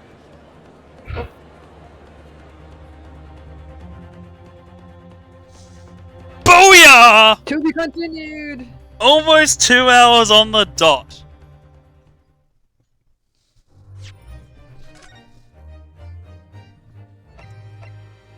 I should find a way to make this stream go just like a minute longer so that when I make the highlight, it's at least 2 hours longer. It doesn't look like short or something. I don't know. It's already 2 hours long. No, it isn't because I'm going to have to cut the first minute off because my microphone wasn't working. I mean, wasn't True. plugged in. I mean, you know, just OBS things. But perhaps the next stream will be the last one. I'm not sure. It's always... You can never believe it until it happens, I guess. When do you want to stream again? Tomorrow? I can do the next Wait, actually, 2 no, days. tomorrow's not good for me. Never mind. Yeah. So, what? Yeah, I can do the next 2 days, so... Friday? Sure. The ever-concluding story! On that day in particular. But before we get to that, I have to get to this bit of the stream, where I say, good morning, good evening, good night, etc, etc, etc, doesn't matter what time it is, so you just know there's different times. Remember, daylight savings is coming up, or has just happened, or is about to end, or is just about to start, I don't know, whatever it is. Just, like, check your natural clocks and, like, make sure that it's all in good time. You don't want to be, like, missing things by an hour, such as the next stream, which will be 48 hours from, no, 50 hours from now. Yeah, no, 46 hours from now. So this is what happens with daylight savings. You got to push things back, push things forward. You got to remember these things. I don't have daylight savings, so why would I remember to do that? Anyway, if you've made it through that rambling, I hope you're having a good time to listen to my rambling. So I hope you're having a good time in general, and I hope to see you in the next one but until then, I have to lean really close to the camera and say, bye.